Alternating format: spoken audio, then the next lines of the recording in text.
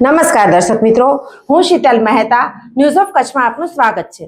જોઈએ આજના સમાચાર। અદાણી ગ્રુપના ગૌરવમાં તમારો સૌથી મોટો ફાળો। શિરાચામાં કથા દરમિયાન પ્રીતિ અદાણીએ જણાવ્યું, 8,000 થી વધુ ભાવિકો કથા શ્રવણ માટે આવ્યા। જુઓ કથાના બીજા દિવસનો અહેવાલ। કી આયો મળે મજામે મણી કે મુજા રામ રામ। આદરણીય કશ્યપ શાસ્ત્રીજી મહારાજ, પરમ પૂજ્ય દેવલબા, સાધ્વી શ્રી શિલાપીજી, પરમ પૂજ્ય કામાઈ માતાજી, કી અયો મજામે મિની કે રામ રામ સાથે અદાણી ફાઉન્ડેશનના ચેરપર્સન ડોક્ટર પ્રીતિબેન ગૌતમભાઈ અદાણીએ સંબોધનની શરૂઆત કરી માનવ વિકાસને સર્વોચ્ચ પ્રાથમિકતા આપતા ઉદ્બોધનમાં જણાવ્યું કે વિકાસ એટલે ફક્ત ફેક્ટરી કે પોર્ટ નહીં, પરંતુ માનવીનો સાચો વિકાસ। અદાણી જૂથ દ્વારા સર્વજન હિતાય સર્વજન સુખાયના ઉદ્દેશથી 7 દિવસની ભાગવત કથાનું આયોજન માત્ર લોક કલ્યાણ માટે છે। આજે કથા સાથેના મેડિકલ કેમ્પનો 400 થી વધુ લોકોએ લાભ લીધો હતો। બીજા દિવસની કથામાં અનેક મહાનુભાવોની ઉપસ્થિતિમાં ભાવિકોને સંબોધતા ડૉક્ટર પ્રીતિબેને જણાવ્યું કે છેલ્લા 25 વર્ષથી આપ સૌ દરેક પડકારમાં અમારી પડખે ઊભા રહ્યા છો। આજે અદાણી ગ્રુપ ભારત માટે જે કાંઈ કાર્ય કરી રહ્યું છે, ભારતનું નામ વિશ્વભરમાં ગર્વથી લેવાય છે અને તેમાં આપ સૌનો સૌથી મોટો ફાળો છે। આજે કથામાં સંતો, મહંતો અને મહાનુભાવોની હાજરીમાં વિશાળ જનમેદનીથી કથા મંડપ ટૂંકો પડ્યો હતો। લગભગ 8,000 થી વધુ લોકોએ આ કથાનું શ્રવણ કર્યું હતું। બીજા દિવસે પધારેલા બલિયાવડ આશ્રમના આઈ દેવલમાં, વિરાયતન વિદ્યાપીઠના શિલાપીજી સાધ્વીજી મહારાજ, રાજલધામના આઈ કામઈમાં અને સંતો, મહંતો, સાધ્વીઓ, મુન્દ્રા માંડવીના ધારાસભ્ય અનિરુદ્ધભાઈ દવે, જિલ્લા ભાજપ પ્રમુખ દેવજીભાઈ વરચંદ, અંગદાનના પ્રણેતા દિલીપદાદા દેશમુખ સહિતના રાજકીય સામાજિક આગેવાનો ઉપસ્થિત રહ્યા હતા। આ પ્રસંગે સાધ્વી શિલાપીજીએ જણાવ્યું કે એવા અમુક ગ્રહસ્થો હોય છે જે સંતોથી પણ આગળ નીકળી જાય છે। એ જ્યાં જાય છે ત્યાં સેવા અને સત્કર્મની સુગંધ સ્થાપિત કરતા જાય છે। આઈ દેવલમાએ જીતભાઈ અદાણીના લગ્નમાં દિવ્યાંગો માટે થયેલા સેવા કાર્યોને બિરદાવ્યા હતા। આ પ્રસંગે ઉપસ્થિત સર્વે સાધુ સાધ્વી, સંતો, મહંતો તેમજ મહાનુભાવોનું અદાણી પરિવાર દ્વારા સન્માન કરવામાં આવ્યું હતું। મુન્દ્રા તાલુકાના વિવિધ ગામોના પ્રતિનિધિઓ તેમજ સંસ્થાઓ દ્વારા અદાણી ફાઉન્ડેશનના ચેરપર્સન ડૉક્ટર પ્રીતિબેનનું સન્માન કરાયું અને ફાઉન્ડેશન દ્વારા થતી સામાજિક ઉત્તરદાયિત્વની પ્રવૃત્તિ બિરદાવી હતી। કથા વક્તા પૂજ્ય કશ્યપભાઈ જોશીએ ભાગવતના પ્રસંગો વર્ણવવા સાથે કહ્યું કે દરેક સંતાનોએ તીર્થ સ્નાન કરતા પહેલાં પોતાના માતા પિતાને સાર સંભાળ અને સન્માન આપવું જોઈએ। આજકાલ ખુલી રહેલા વૃદ્ધાશ્રમો એ સમાજ પર કલંક સમાન છે।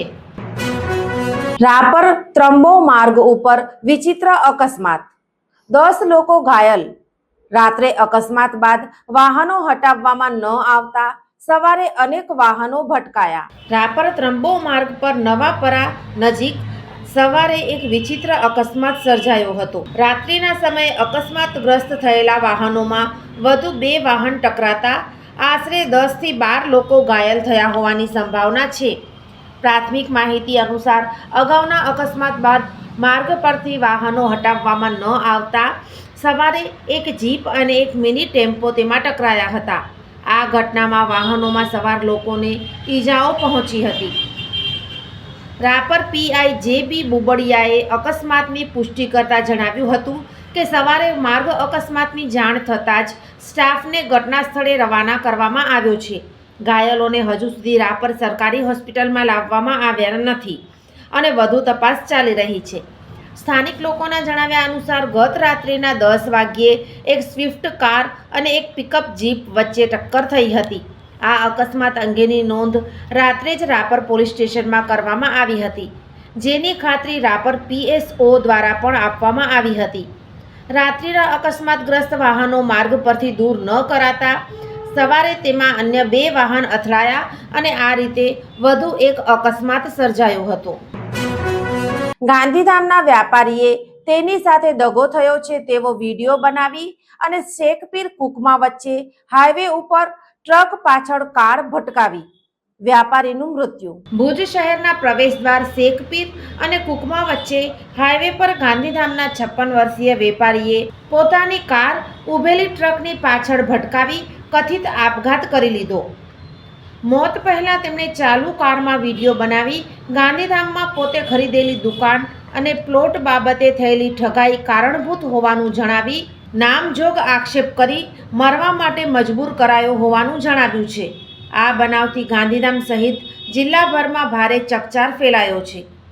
ભુજની જીકે જનરલ હોસ્પિટલ ચોકીએથી મળેલી વિગતો મુજબ ગાંધીધામના શક્તિનગરમાં રહેતા 56 વર્ષીય વેપારી નરેશભાઈ ધર્મદાસ ચંદનાનીનું મોત નીપજ્યું હતું.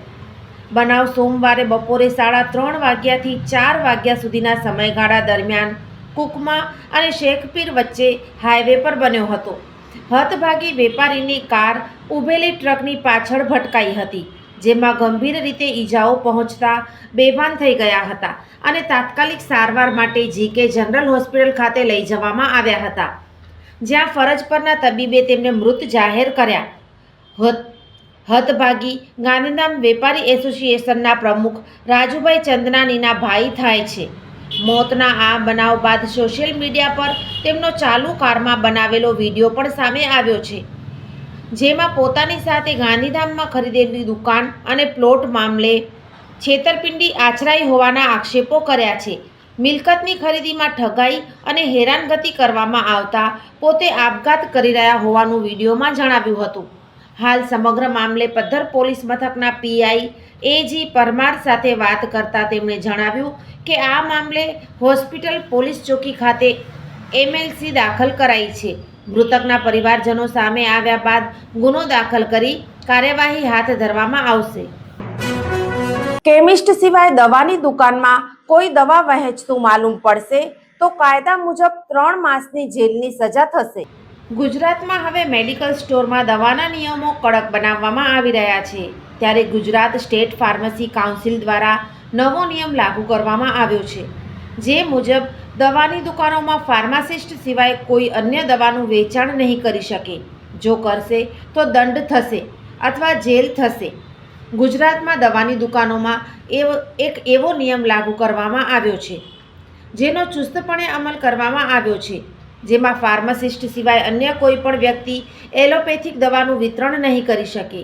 જો વેચાણ કરશે તો તેને દોષિત ઠેરવવામાં આવશે અથવા તેને 3 માસ સુધીની કેદ થઈ શકે છે, તેમજ 2 લાખ રૂપિયા સુધીનો દંડ પણ થઈ શકે છે.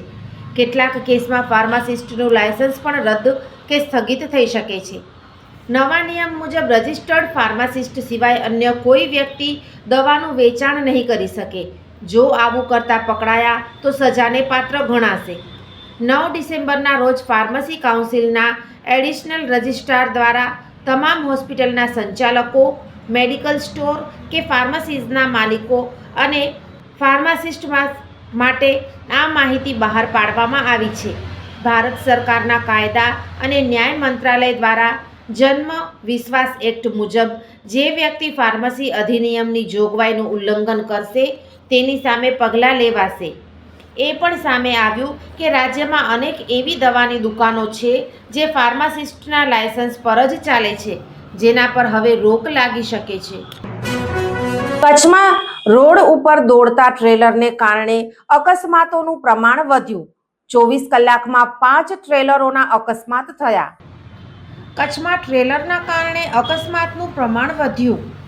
છેલ્લા 24 કલાકમાં 5 ટ્રેલરના અકસ્માત થયા. સુખપર, જખૌ, મથલ પાસે ટ્રેલરોએ સર્જ્યા અકસ્માત.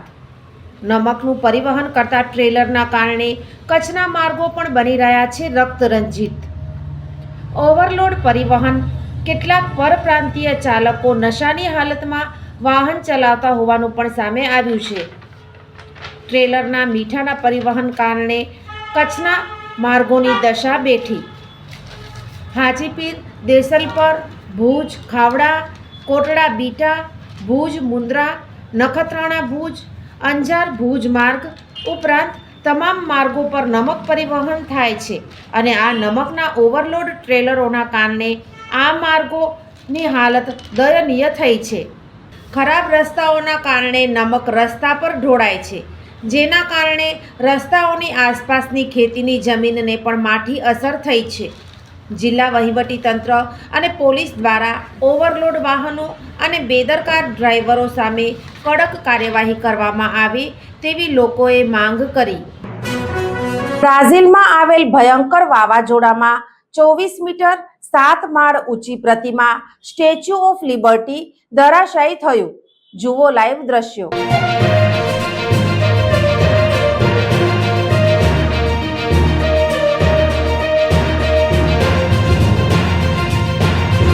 બ્રાઝિલમાં આવેલા એક શક્તિશાળી વાવાઝોડાએ રિયો ગ્રાન્ડે ડો સુલના ગુઆઇબા શહેરમાં એવું સ્વરૂપ બતાવ્યું કે બધા આશ્ચર્યચકિત થઈ ગયા. અહીં પવને રૌદ્ર સ્વરૂપ ધારણ કર્યું અને અમેરિકાની તર્જ પર બનેલી સ્ટેચ્યુ ઓફ લિબર્ટીને 24 મીટર લાંબી પ્રતિકૃતિ એક હવન મેગાસ્ટોરની બહાર ધરાશાયી થઈ ગઈ. આ ચોંકાવનારી ક્ષણને ઘણા લોકોએ પોતાના ફોનમાં વિડીયોના રૂપમાં કેદ કરી, જે ઝડપથી સોશિયલ મીડિયા પર વાયરલ થઈ રહ્યો છે. આ વાયરલ વિડીયોમાં સ્પષ્ટ દેખાઈ રહ્યું છે સ્ટેચ્યુ ઓફ લિબર્ટીનું આ વિશાળ સ્ટેચ્યુ એક ખાલી પાર્કિંગ પ્લેસમાં ધીમે ધીમે આગળની તરફ ઝૂકતી દેખાય છે અને અંતે જમીન પર પડી જાય છે. હવે તમારા મનમાં પણ વિચાર આવતો હશે કે આખરે પવન કઈ ગતિથી ફૂંકાઈ રહ્યો હતો કે તેણે આટલી વિશાળ પ્રતિમાને પણ પાડી દીધી. બ્રાઝિલની નાગરિક સુરક્ષા એજન્સી ડેફેસા સિવિલ અનુસાર મેટ્રોપોલિટન વિસ્તારમાં ગંભીર હવામાનની ચેતવણી જારી કરવામાં આવી હતી અને અહીં પવનની ગતિ 90 કિલોમીટર કલાકથી વધુ થઈ હતી. આ પ્રતિમાને 2020માં સ્થાપિત કરવામાં આવી હતી અને ઇજનેરો દ્વારા પ્રમાણિત કરવામાં આવી હતી. આ પ્રતિમા 11 મીટરના કોન્ક્રીટ બેઝ પર બનાવવામાં આવી છે. પ્રતિમા પડ્યા પછી પણ આ કોન્ક્રીટ બેઝ અકબંધ રહ્યો. સારી વાત એ રહી કે પ્રતિમા ધરાશાયી થવાના થોડા સમય પહેલાં જ ત્યાં આસપાસથી વાહનો અને લોકોને હટાવી દેવામાં આવ્યા હતા. આ જ કારણોસર પ્રતિમા પડવાથી જાનમાલને કોઈ અન્ય નુકસાન થયું નથી. કચ્છમાં 2,14,000 મતદાર બાકાત થતા કોંગ્રેસનો બોગસ મતદારો સંબંધે થયેલ દાવો સાચો પડ્યો છે. પત્રકાર પરિષદમાં વી.કે. હુંબલે જણાવ્યું. વર્તમાન સમયમાં દેશના ચૂંટણી પંચ દ્વારા ચાલી રહેલી મતદાર સુધારણા કામગીરી દરમિયાન કચ્છમાં 2,14,000 મતદાર બાકાત થતા અગાઉ કચ્છ જિલ્લા કોંગ્રેસ પ્રમુખ દ્વારા જિલ્લામાં 1 લાખ કરતાં વધુ બોગસ મતદાર હોવાનો દાવો સાચો સાબિત થયો હોવાનું જણાવી કોંગ્રેસે કચ્છમાં ચાલતી એસઆઈઆરની કામગીરી સામે સવાલ ઉઠાવ્યા છે. શહેરના કોંગ્રેસ ભવન ખાતે બોલાવાયેલી પત્રકાર પરિષદમાં પત્રકારોને સંબોધતા જિલ્લા પ્રમુખ વી.કે. હુંબલે જણાવ્યું કે મતદાર યાદીમાંથી તમામ ખોટા નામો રદ કરવામાં આવે તેવી તેમણે ચૂંટણી તંત્ર સમક્ષ માંગ કરી છે. અત્યારે ગુજરાતની સાથે સાથે આપણે કચ્છ જિલ્લામાં પણ મતદાર સુધારણાનો કાર્યક્રમ ચાલી રહ્યો છે, પરંતુ જ્યારે એસઆઈઆરની શરૂઆત નહોતી થઈ એનાથી અગાઉ પણ અમે પ્રેસ મિટિંગ કરી અને કચ્છ જિલ્લામાં 1 લાખથી વધારે બોગસ નામો છે એવી અમે પ્રેસમાં જાહેર કરેલું હતું, જે આજ સાબિત થવા જઈ રહ્યું છે. અત્યારે કચ્છમાં જે હમણાં આંકડા અમારી પાસે જાણવા મળ્યા છે કે આજની તારીખે કચ્છમાંથી 2,14,000 જેટલા નામો કમી થયા છે. ક્યાંક ને ક્યાંક શિફ્ટિંગ થઈ ગયા છે, સ્થળાંતર થઈ ગયેલ છે કે મરણ પામેલા છે. કુલ આંકડો 2,14,000. બાકીના જે મતદારો છે 16 લાખમાંથી 14 લાખ જેટલા મતદારો આવ્યા છે. એમાં પણ હજી માની લો એના ફોર્મ છે અત્યારે સ્વીકારી લીધા છે, પણ એમાં ક્યાંય અધુરાશ હશે તો એને નોટિસ આપશે. એમાં કેટલા નામો છે માન્ય રાખશે નહીં રાખે એ પછીનો પ્રશ્ન છે. પરંતુ અત્યારે જે રીતે અત્યારે સુધારણા કાર્યક્રમ ચાલી રહ્યો છે કે કચ્છમાં બીજા રાજ્યોમાંથી અનેક લોકો આપણા કચ્છમાં આવ્યા છે, તો એના નામો છે એ ખરેખર અહીંયાથી નીકળી જવા જોઈએ. કોઈ પણ માણસના 2 નામ રહેવા જોઈએ નહીં. તેમ છતાં એવી કોઈ સિસ્ટમ અત્યારે ચૂંટણી પંચ પાસે નહોતી કે 2 નામ હોય તો એને ખ્યાલ આવી જાય. પરંતુ હજી પણ અમે કહેવા માગીએ છીએ કે હજી પણ આના પછી જે આંકડા આવ્યા છે એમાં હજી ઘણા બધા એવા લોકો છે કે જે ડબલ નામ બીજા રાજ્યોમાં પણ ધરાવે છે. ત્યારે ચૂંટણી પંચે એના ફોર્મમાં સ્પષ્ટ કીધેલું છે કે જે 2 નામ હશે ડબલ નામ હશે એની સામે ફોજદારી ફરિયાદની જોગવાઈ છે. તો આવા જે બે નામ હોય એમને પણ અમે કહેવા માગીએ છીએ ને ચૂંટણી પંચને પણ જ્યારે ડ્રાફ્ટ યાદી જાહેર થશે ત્યારે ખ્યાલ પડશે કે કયા બે નામ છે તો અમે પણ ફરિયાદ કરીશું. તો આવા જે ડબલ નામવાળા છે એને ખરેખર પોતાનું નામ અહીંયાથી કમી કરવા એક જગ્યાએ ગમે ત્યાં રાખે, યા તો અહીંયા રાખે યા તો એના પોતાના રાજ્યમાં રાખે. એટલે ખોટા ને બોગસ નામે અત્યાર સુધીમાં ભાજપ ચૂંટણી જીતતા આવ્યું છે. અમારા રાષ્ટ્રીય નેતા જે રાહુલજી વારંવાર કહી રહ્યા હતા કે દેશમાં ખૂબ મોટે પાયે મતચોરી થઈ રહી છે અને વાસ્તવિક આજે સાબિત થવા જઈ રહ્યું છે. અમે તો 1 લાખની વાત કરી હતી કે 2 લાખથી વધારે તો આંકડો આવી ગયો કે 2,14,000 જેટલા નામો નીકળી જાય છે. તો મતદાર યાદી ચૂંટણી પંચ છે અમે એટલું જ કહેવા માગીએ છીએ કે નિષ્પક્ષીય રીતે કોઈના દબાણ હેઠળ કામ ન કરે અને લોકતંત્ર બચાવવું હશે તો સાચી મતદાર યાદી જરૂરિયાત છે. એક પણ બોગસ નામ નહીં રહેવું જોઈએ, કારણ કે આપણા બંધારણમાં અધિકાર આપેલ છે. ગમે એટલો ઉદ્યોગપતિ પૈસાદાર હોય, તવંગર હોય કે ગરીબમાં ઝૂંપડામાં રહેતા હોય, બધાને એક મતનો જ અધિકાર છે. અને આ દેશમાં લોકતંત્ર બચાવવું હશે તો એક જ જણો એક મતદાન કરે તો જ સાચી લોકશાહી ગણાશે. અત્યારે ભારતીય જનતા પાર્ટીવાળા આપણે જોઈ રહ્યા છીએ કે 4 વાગ્યા પછીનું એના મતદારના આંકડાની ટકાવારી ખૂબ ઊંચી જાય છે. તો અત્યાર સુધી આ બોગસ મતદારોના સહારે ક્યાંક ને ક્યાંક એ ચૂંટણીઓ જીતતા આવ્યા છે. ત્યારે અમે જ્યારે 16 તારીખના આપણે આગામી 16 તારીખ છે એમાં મતદાર યાદી જ્યારે પ્રથમ ડ્રાફ્ટ જ્યારે પ્રસિદ્ધ થવાનો છે ત્યારે અમે પણ એમાં જોશું. અમારા BLO આખા કચ્છ જિલ્લામાં દરેક બૂથ ઉપર અમે નિમ્યા છે. દરેક બૂથ ઉપરની મતદાર યાદી પણ અમે ચેક કરશું. હવે તો આપણે માની લો ટેકનોલોજી આવી છે કે અપલોડ પણ કરી દેવામાં આવી છે વેબસાઇટ ઉપર, તો ત્યાંથી પણ આપણને જાણકારી મળી જશે કે કયા બૂથ ઉપર ક્યાં મતદારો કેટલા કમી થયા, કેટલા મરણ પામ્યા છે, કેટલા અહીંયાથી શિફ્ટિંગ થયા છે. તો આ બધી યાદીઓ છે. મેં તમને પહેલાં કીધું હતું કે ઘણા ઉદ્યોગો એવા છે, ઉદ્યોગપતિઓએ પોતાના નામો આ મતદાર યાદીમાં દાખલ કરાવી દીધો. સારી વાત છે, સાચી લોકશાહી આવશે. કારણ કે આ ગ્રામ પંચાયતમાં ઘણા સરપંચો આવા ખોટા નામોના ઇશારે, કંપનીઓના ઇશારે મૂળ ગામના લોકોની ભાવનાને એક બાજુ રાખી પોતાનું મનમાન્યો સરપંચ બનાવતા હતા. એના ઉપર અંકુશ આવશે. જેમ SIRની કામગીરી કરી, SIRની કામગીરી સારી વાત છે, 2002માં પણ થઈ હતી, એના અગાઉ પણ થઈ હતી, થતી રહે. પણ આ વખતે જે ચૂંટણી પંચે નિયમો બનાવ્યા છે એ ક્યાંક ને ક્યાંક ખોટા છે. એટલા માટે કચ્છ જિલ્લોમાં આપણે બધાને ખ્યાલ છે કે 2001માં ભૂકંપ આવ્યો હતો અને આપણે બધા અલગ અલગ જગ્યાએ રહેવા ગયા હતા, કોઈ મૂળ જગ્યાએ હતા નહીં. તો 2002માં એનું નામ ક્યાં હશે એ જ ખ્યાલ નથી પડતું. એવા પણ ઘણા લોકો અમારી પાસે રજૂઆત આવી છે. એક અમારા ભુજ તાલુકાનું એક ગામમાં છે, એમાં 50% ગામના નામો લોકોના નામ મળતા જ નથી. તો શું કરવાનું? તો આના માટે થઈ અને ચૂંટણી પછી સાચો મતદાર, અમારો કહેવાનો મતલબ એ છે કે ભારત દેશમાં જન્મેલો હોય, ભારતીય નાગરિકતા ધરાવતો હોય એવો એક પણ મતદાર ખરેખર રહી જવો જોઈએ નહીં. એની કોઈ ને કોઈ વ્યવસ્થા કરી, એમની પાસે આધાર કાર્ડ છે, એમની પાસે 1995નું ચૂંટણી કાર્ડ છે, પછી ક્યાં વાત રહી? તો આવા લોકોનો મતદારથી વંચિત રાખી શકાય નહીં. પરંતુ હકીકત અમે જે રજૂઆતો કરી, અમે ચૂંટણી પંચને એક ફરિયાદ પણ આપેલી છે કે તમે હજી પણ જ્યાં બોગસ નામો હજી પણ માની લો ક્યાંક વિદેશમાં રહ્યા છે એના પર ફોર્મ સ્વીકારી લીધા છે, ક્યાંક તમે બીજા રાજ્યોમાં છે એના પર ફોર્મ તમે જે માણસ અહીંયા હાજર જ નથી, તો એનો મતલબ એ થયો કે ગમે એને સહી કરીને એને આપી દીધેલું છે. BLOને આપી દીધું છે, ફોર્મ જમા લઈ લીધું છે, પણ ખરેખર એ વ્યક્તિ અહીંયા રહેતી જ નથી અત્યારે પણ. તો આવા પર ફોર્મ ઘણા બધા સ્વીકારી લેવામાં આવ્યા છે. એટલે અમે ચૂંટણી પંચને આ બધી શનિવારના અહીંયા કંઈ આવેલા હતા રાજ્ય ચૂંટણી પંચના પ્રતિનિધિ, અને એમને પાસે પણ અમે રજૂઆત કરી છે કે સાહેબ જે કચ્છ જિલ્લામાં તમે વિચાર કરો 16 લાખમાંથી 14 લાખ એ અત્યારે આવી ગયા છે. હજી એમાં ઓછું કરે થવાની શક્યતા, વધવાની શક્યતાઓ છે નહીં. હવે પહેલા તબક્કામાં જ્યારે યાદી પ્રસિદ્ધ થશે ત્યારે બધી ખ્યાલ આવશે કે આ ચૂંટણી પંચે ખરેખર કેવી કામગીરી કરી છે, શું કામગીરી કરી છે. તો ચૂંટણી પંચને અમે કહેવા માગીએ છીએ અને સરકારને પણ કહેવા માગીએ છીએ કે પારદર્શકતા રીતે સાચું નામ એક પર રહી ન જવું જોઈએ અને ખોટું નામ દાખલ થયેલું હોય તો હજી પણ દૂર કરવામાં આવે.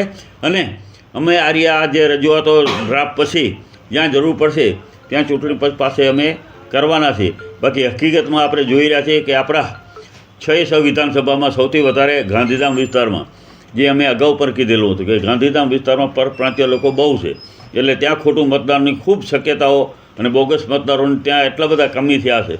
આવું જ પછી અંજાર હોય, માંડવી હોય, આ 3 વિધાનસભાઓમાં વધારે છે. તો આવા જે નામો છે, ડબલિયા નામો છે, એ ડબલિયા નામો હજી પણ સરકારે કાં તો એની KYC કરે અથવા તો એવી કોઈ વ્યવસ્થા કરે કે 2 નામ હોય તો એને ચૂંટણી કાર્ડ ઉપરથી ખ્યાલ પડી જાય.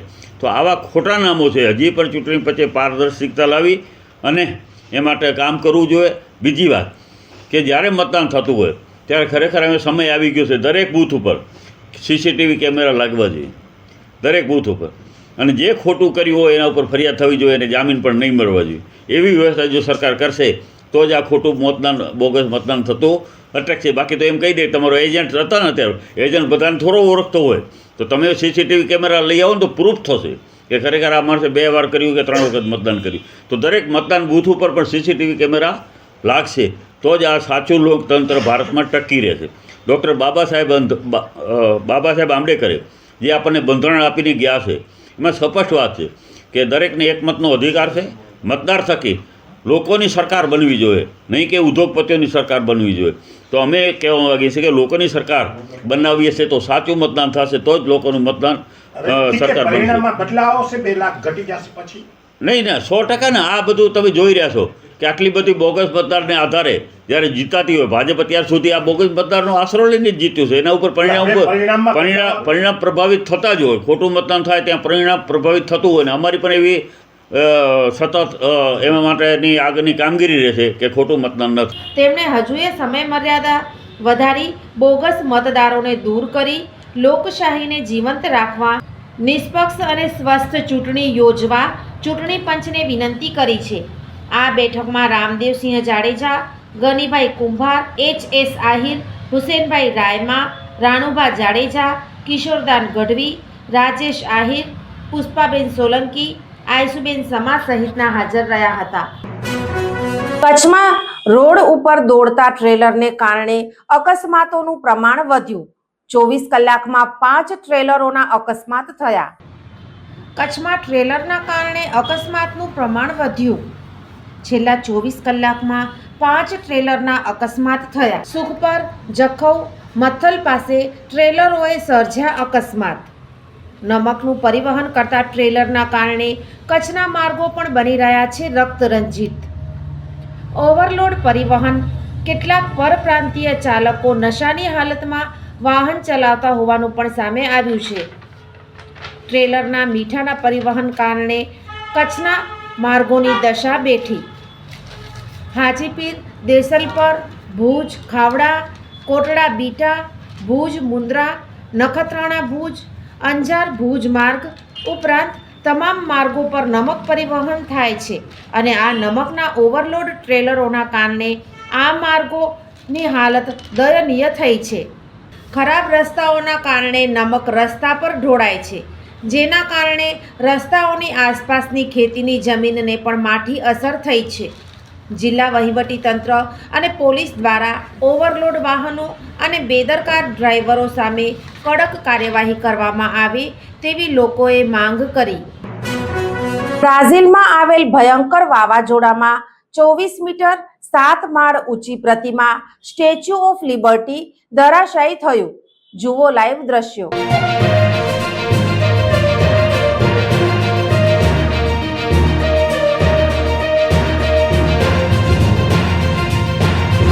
બ્રાઝિલમાં આવેલા એક શક્તિશાળી વાવાઝોડાએ રિયો ગ્રાન્ડે ડો સુલના ગુઆઇબા શહેરમાં એવું સ્વરૂપ બતાવ્યું કે બધા આશ્ચર્યચકિત થઈ ગયા. અહીં પવને રૌદ્ર સ્વરૂપ ધારણ કર્યું અને અમેરિકાની તર્જ પર બનેલી સ્ટેચ્યુ ઓફ લિબર્ટીને 24 મીટર લાંબી પ્રતિકૃતિ એક હવન મેગાસ્ટોરની બહાર ધરાશાયી થઈ ગઈ. આ ચોંકાવનારી ક્ષણને ઘણા લોકોએ પોતાના ફોનમાં વિડીયોના રૂપમાં કેદ કરી, જે ઝડપથી સોશિયલ મીડિયા પર વાયરલ થઈ રહ્યો છે. આ વાયરલ વિડીયોમાં સ્પષ્ટ દેખાઈ રહ્યું છે સ્ટેચ્યુ ઓફ લિબર્ટીનું આ વિશાળ સ્ટેચ્યુ એક ખાલી પાર્કિંગ પ્લેસમાં ધીમે ધીમે આગળની તરફ ઝૂકતી દેખાય છે અને અંતે જમીન પર પડી જાય છે. હવે તમારા મનમાં પણ વિચાર આવતો હશે કે આખરે પવન કઈ ગતિથી ફૂંકાઈ રહ્યો હતો કે તેણે આટલી વિશાળ પ્રતિમાને પણ પાડી દીધી. બ્રાઝિલની નાગરિક સુરક્ષા એજન્સી ડેફેસા સિવિલ અનુસાર મેટ્રોપોલિટન વિસ્તારમાં ગંભીર હવામાનની ચેતવણી જારી કરવામાં આવી હતી અને અહીં પવનની ગતિ 90 કિલોમીટર કલાકથી વધુ થઈ હતી. આ પ્રતિમાને 2020માં સ્થાપિત કરવામાં આવી હતી અને ઇજનેરો દ્વારા પ્રમાણિત કરવામાં આવી હતી. આ પ્રતિમા 11 મીટરના કોન્ક્રીટ બેઝ પર બનાવવામાં આવી છે. પ્રતિમા પડ્યા પછી પણ આ કોન્ક્રીટ બેઝ અકબંધ રહ્યો. સારી વાત એ રહી કે પ્રતિમા ધરાશાયી થવાના થોડા સમય પહેલાં જ ત્યાં આસપાસથી વાહનો અને લોકોને હટાવી દેવામાં આવ્યા હતા. આ જ કારણોસર પ્રતિમા પડવાથી જાનમાલને કોઈ અન્ય નુકસાન થયું નથી. ભુજ નગરપાલિકા નગરમાં જુદા જુદા સ્થળોએ 175 લાખના ખર્ચે સેન્સરવાળા શૌચાલય બનાવશે. કુલ 31 શૌચાલયનું નિર્માણ કરશે. કારોબારીએ ઠરાવ કર્યો. ભુજ નગરપાલિકામાં કારોબારી સમિતિની બેઠક મળી હતી, જેમાં Trikon Baug, station road, Mahadev Naka, Sahyog hall, RTO circle, open air theatre, railway station સહિત 7 સ્થળોએ 175 લાખના ખર્ચે એરપોર્ટમાં હોય એવા સેન્સરવાળા અત્યાધુનિક પે એન્ડ યુઝ શૌચાલય બનાવવાનો ઠરાવ થયો છે. જે સાથે શહેરમાં કુલ 31 સ્થળોએ નવા અને મરમ્મત સહિતના 31 સ્થળોએ શૌચાલયનું કામ કરવામાં આવશે તેવું કારોબારી સમિતિના ચેરમેન મહિદીપસિંહ જાડેજાએ જણાવ્યું હતું.